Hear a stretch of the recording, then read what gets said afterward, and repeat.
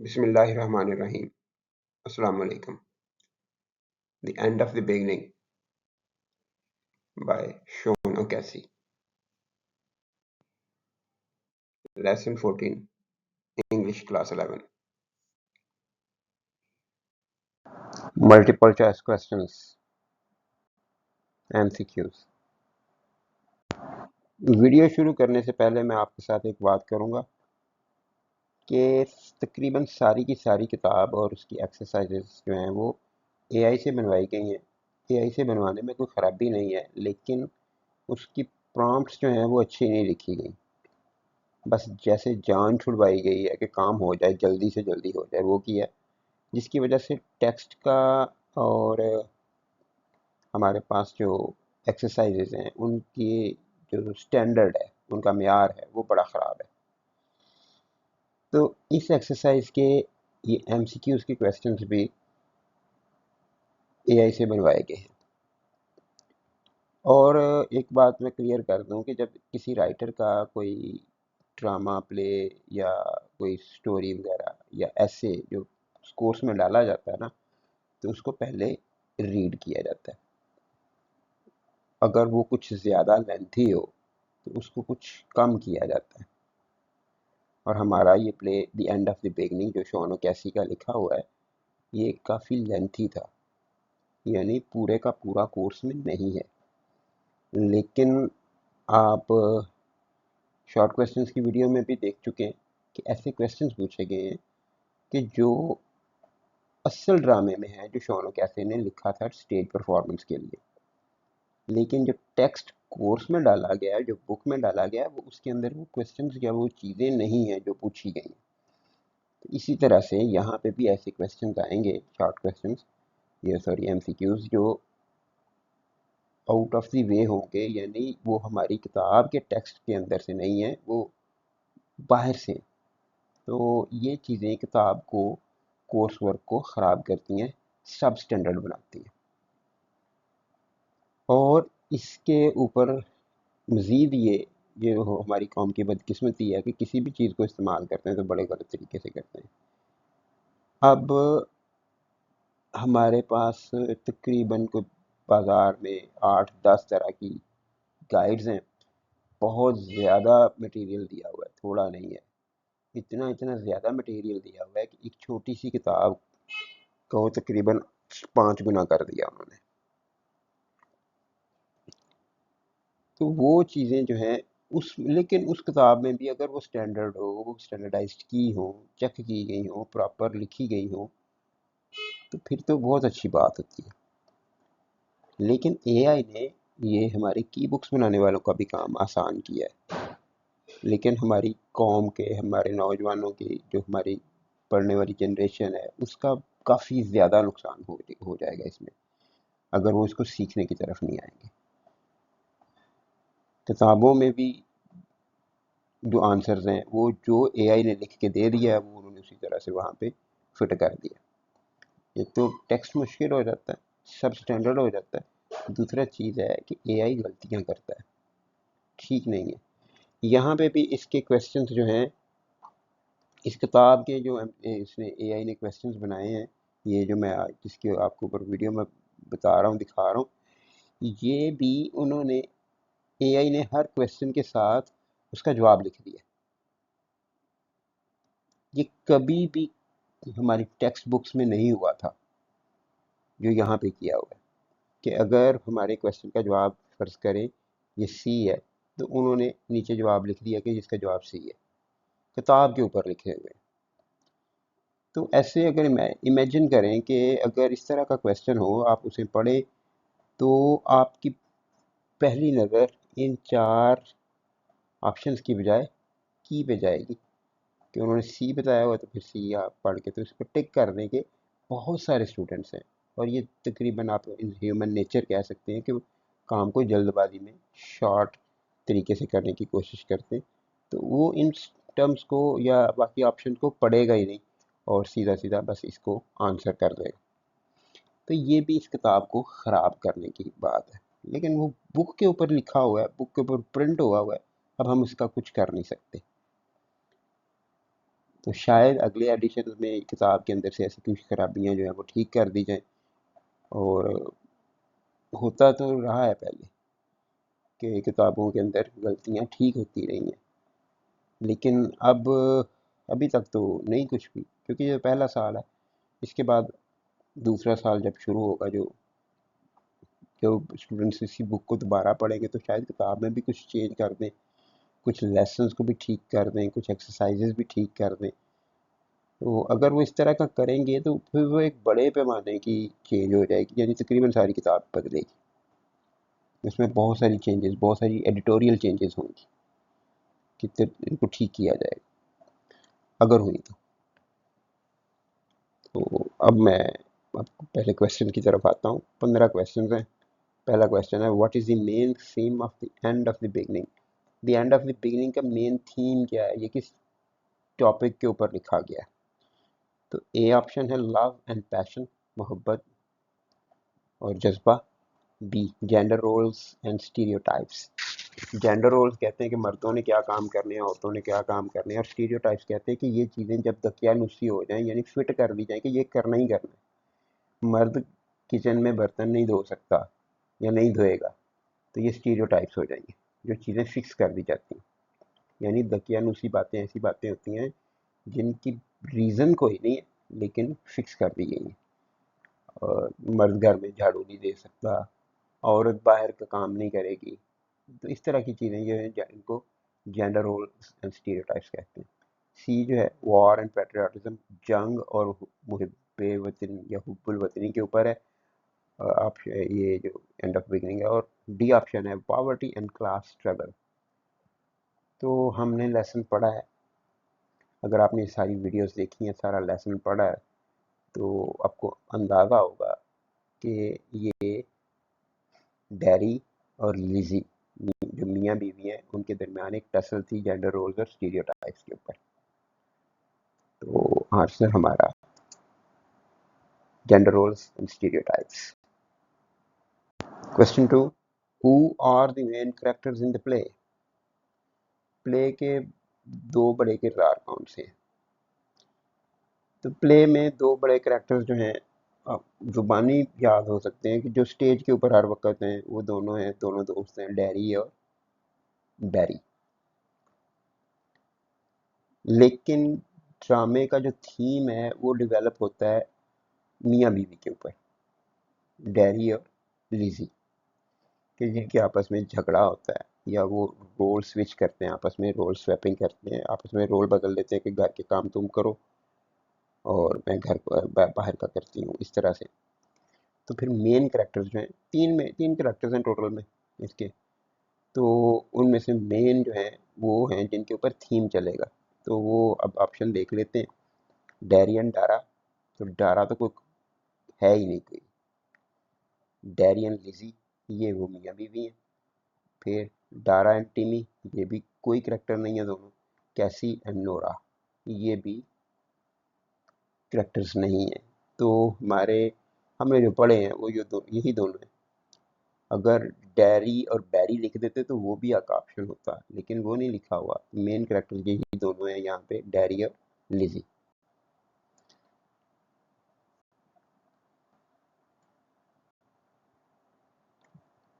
Question 3, what challenge does Darry undertake in the play.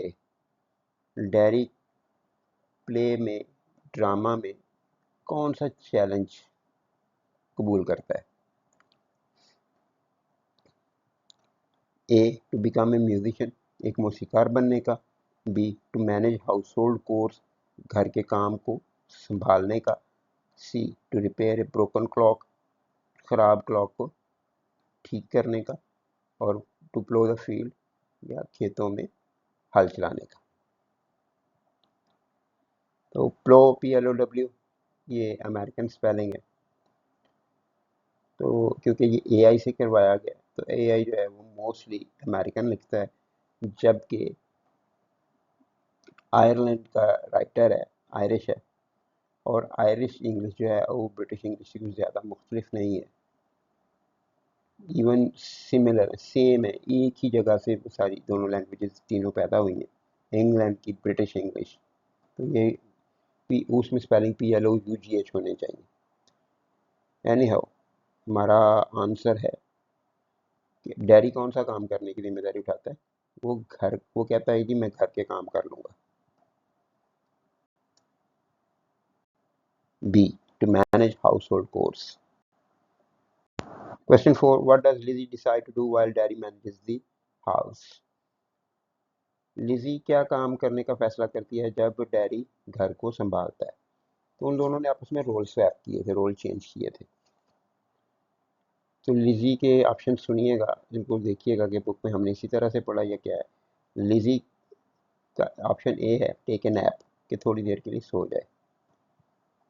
B, go to town for supplies, शहर जाकर supplies ले आए, घर का सौदा सुल्फ ले आए। C, work outside on the farm, बाहर खेत में जाकर काम करे।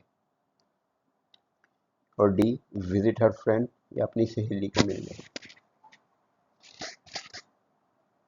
तो इसमें से ऑप्शन जो है हमारा कौन सा होगा, आप उसको लॉक करें। मैं इसको बताता हूँ आपको। Work outside on the farm, खेतों में जाकर काम करना था, जो अपने शोहर के साथ वो शर्त लगा लेती है, ये रोल स्वैपिंग कर लेती है। Question 5. What type of humor is most prominent in the end of the beginning? The end of the beginning में कौन सी किस्म का मजाक जो है वो सबसे ज्यादा नुमाया है?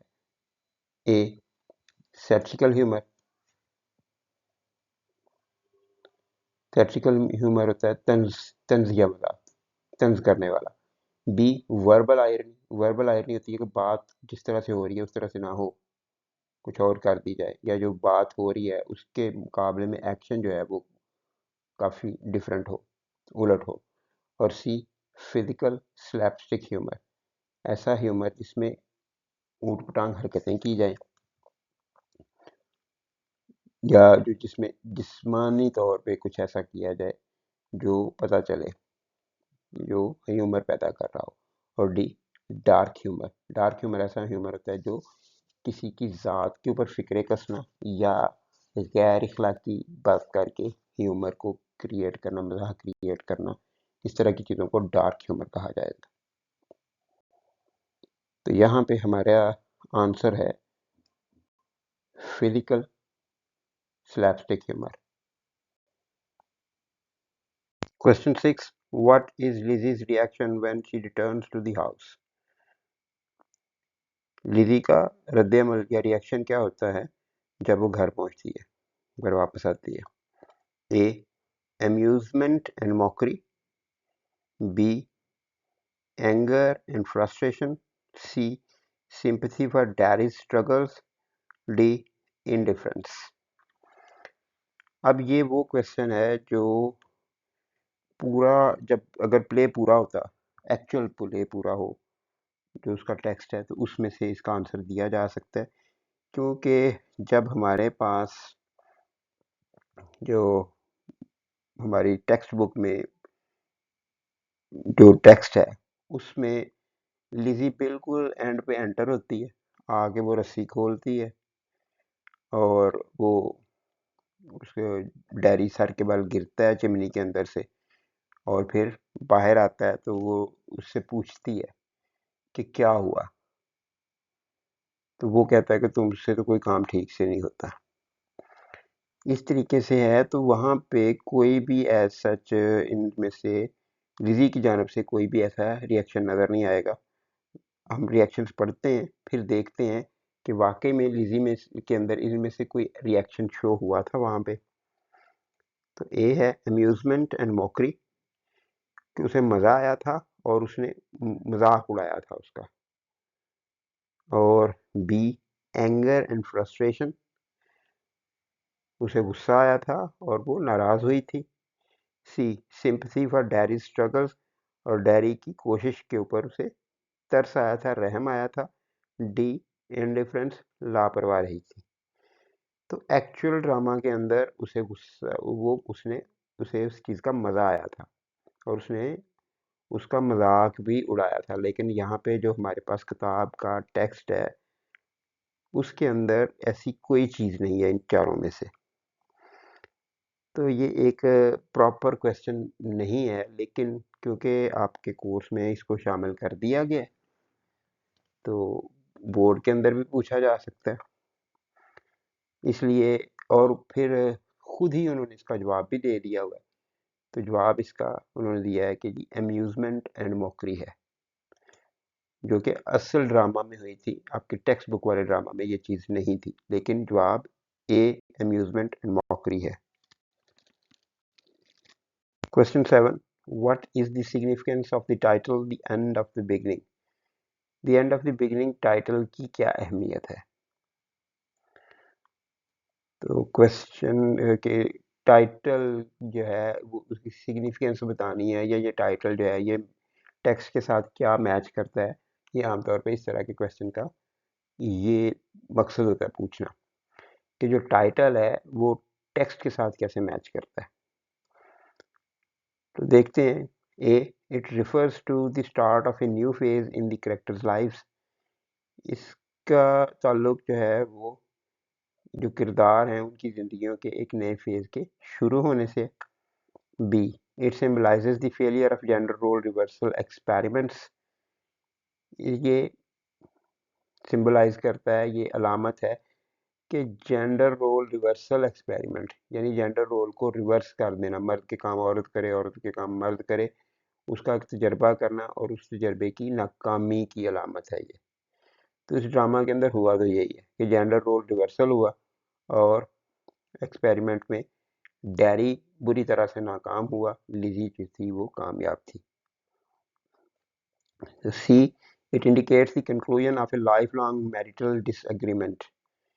ये दिखाता है कि जी एक पूरी ज़िंदगी की मैरिटल डिसएग्रीमेंट जो मियाँ बीवी का झगड़ा होता है उसको कहते हैं, कि पूरी ज़िंदगी के मियाँ बीवी के झगड़े का एक कंक्लूजन, एक नतीजा दिखाता है ये।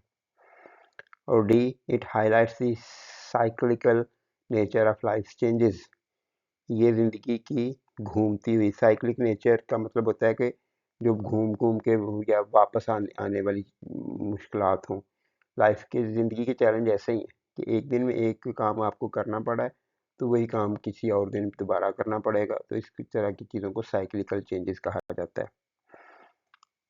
तो हमारा आंसर जो है वो है B, it symbolizes the failure of gender role reversal experiments. Question 8, what happens to the dishes while daddy tries to clean? जब डैडी उन्हें साफ करने की कोशिश करता है तो बर्तनों के साथ क्या होता है? ए, दे आर लेफ्ट अनवॉश्ड, बगैर धोए रह जाते हैं, उन्हें कोई धोता नहीं है या वो धोए ही नहीं जाते। और B, half of them are broken, आधे टूट जाते हैं। और सी, दे बिकम स्पॉटलेस, वो बेदाग हो जाते हैं, यानी बहुत अच्छे साफ हो गए। और D, daddy hides them to avoid washing, या हैरी उन्हें धोने से बचने के लिए छुपा देता है। तो ड्रामा अगर हमने जब पढ़ा था तो उसमें ये था कि डैरी और बैरी दोनों इसको मिल के धोते हैं और कुछ बर्तन उसमें से टूट जाते हैं। तो आंसर जो है वो है B, half of them are broken. How would the play's tone best be described? ड्रामे की टोन, ड्रामे का लहजा जो है, या ड्रामे का जो लहजा ये ही कह लें हम, वो किस तरह का, उसको बेहतरीन तरीके से कैसे बताया जा सकता है? ए, सार्केस्टिक है, बी, ट्रेजिक है, सी, लाइट एंड कॉमेडिक है, और डी, सिनिकल है। सी, ए सार्केस्टिक होता है तंज करता हुआ, मजाक उड़ाता हुआ। ट्रेजिक अलमिया, कुछ दुखी सी बात हो। सी, लाइट, हल्का फुल्का और मजाहिया।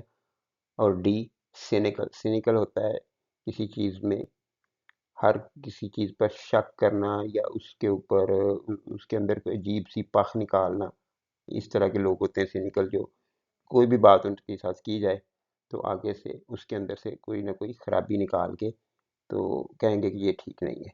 इस तरह के लोग सिनिकल होते हैं। तो ये जो हमारा प्ले है ये लाइट एंड कॉमेडिक है।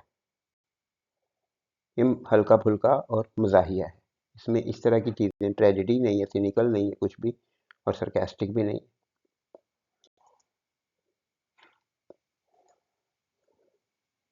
Question 10, what literary device is frequently used in the play? Play के अंदर कौन सी अदबी सिन्फ बार बार इस्तेमाल हुई है?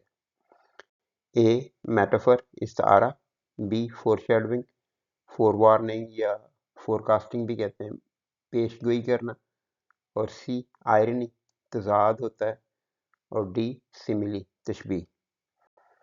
तो इस ड्रामा में सबसे ज़्यादा आयरनी इस्तेमाल हुई है, तजाद, बात कुछ है, होना कुछ चाहिए, कर कुछ रहे, इस तरह की चीज़ें, इनको आयरनी कहेंगे। What genre does the end of the beginning fall under? अदब की कौन सी सिन्फ, जॉनरा कहते हैं सिन्फ को, ये लफ्ज़ जेनरे नहीं है, जॉनरा पढ़ते हैं इसको। तो एंड ऑफ द बिगिनिंग अदब की कौन सी जॉनरा में आता है? जॉनरा का मतलब है कि कौन सी टाइप की चीज़ है ये। ए ट्रेजेडी, ये एक अलमिया कहानी है। बी फार्स, कॉमेडी, कॉमेडी मज़ाह होता है, और फार्स ऐसा मज़ाह जिसमें बातों को बहुत ज़्यादा बढ़ा चढ़ा कर बयान किया गया हो, और सी स्टायर, तंज, और डी रोमांस, तो रोमानवी कहानी। तो इनमें से चारों में से द एंड ऑफ बिगनिंग जो है वो कौन सी चीज़ है? तो ये सिंपली फार्स है, कॉमेडी है। Question 12, what is the main setting of the end of the beginning? The end of the beginning की मेन सेटिंग बताइए। सेटिंग क्या है कि वहाँ पे आपको क्या दिखाया गया है, कौन सी जगह है? तो क्वेश्चन आंसर है ए डबलिन स्कूल, डबलिन शहर है आयरलैंड का, तो वहाँ का कोई स्कूल है सीन जो है हमारे पास। और बी ए रूरल आयरिश कॉटेज, एक देहाती आयरिश मकान, तो उनके घर की बात ही है। और सी ए लंदन ऑफिस, लंदन का कोई ऑफिस है, या डी ए बैटलफील्ड, कोई लड़ाई का मैदान है, जंग का मैदान। तो सिंपली इसका आंसर हमारे पास a rural Irish cottage, Ireland का एक देहाती घर।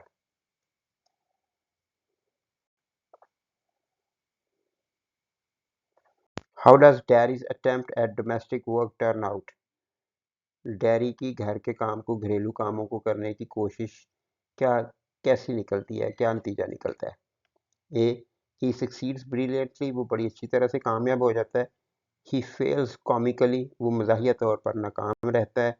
और C he hires someone else to do it, वो किसी और को बुला लेता है, हायर कर लेता है, पैसे दे के किसी और से ये काम करवा लेता है। और D he gives up immediately, जब वो फ़ौरन ही हार मान लेता है। तो आंसर इसका वो फेल होता है कॉमिकली, मज़ाहिया तौर पर।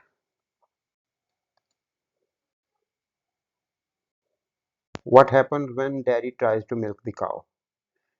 जब डैरी गाय का दूध दोहने की कोशिश करता है तो क्या होता है? ये वो क्वेश्चन है जो हमारे टेक्स्ट में बिल्कुल नहीं है, सिरे से नहीं है। वो जब उसको एवरेज किया जाता है, काटा जाता है, काट छांट की जाती है, तो ये सीन उन्होंने इसमें से निकाल दिया था। असल में है, असल जो टेक्स्ट है शोनो कैसे का उसमें है, लेकिन आपकी टेक्स्ट बुक में नहीं है। तो यहाँ पे फिर उसका आंसर जो है वो देखते हैं कि गाय का दूध दोहने की कोशिश जब डैरी करता है तो होता क्या है? ए ही सक्सीड्स इजीली, वो आसानी से कामयाब हो जाता है। B the cow kicks him, गाय उसे किक करती है, मारती है। और C he gets no milk, उसे कोई दूध हासिल नहीं होता। और D the cow runs away, गाय भाग जाती है। तो ये जो सीन है ये वैसे ही हमारे टेक्स्ट बुक में नहीं है, और ये ऐसा सीन है जो ऑफ द स्टेज होगा, यानी जिसे बाद में हमें बताया जाएगा कि जी फलां बंदा वो ये कोशिश कर रहा है, उसके साथ ये हुआ है। क्योंकि जो कौ थी वो ऑफ द स्टेज थी, स्टेज पे मौजूद नहीं थी। कौ इस प्ले के अंदर मौजूद ज़रूर है, हेफर, लेकिन स्टेज पे नहीं है, सीन पर नहीं है। तो ऑफ सीन जो चीज़ें हैं वो उसमें ये सीन होगा, लेकिन हमारी बुक में इसका कोई जिक्र नहीं है। तो इसलिए इसका आंसर जो है वो उन्होंने खुद ही दे दिया था, B, the cow kicks in. Question 15, what does the play suggest about the division of labour in marriage? शादी में डिवीजन ऑफ लेबर, काम को बांट कर करना, उसके बारे में ड्रामा क्या बताता है? A, men are naturally better at domestic work, के आदमी जो हैं वो घर के काम करने में कुदरती तौर पर बेहतर हैं। B, women should handle all chores, सारे काम औरतों को करने चाहिए। C, both partners should share responsibilities, दोनों साथियों को अपनी जिम्मेदारियां बांटनी चाहिए, साझी करनी चाहिए। शेयर का मतलब होता है एक दूसरे के साथ एक दूसरे का काम कर देना चाहिए। और D, outsourcing course is the best solution, या फिर घर के काम आउटसोर्स कर दिया जाए। आउटसोर्स का मतलब होता है पैसे देकर करवाना, किसी और से करवा लेना, कोई बंदा रख लेना, कोई मुलाजिम रख लेना, इस तरह से। तो आंसर इसका है both partners should share responsibilities.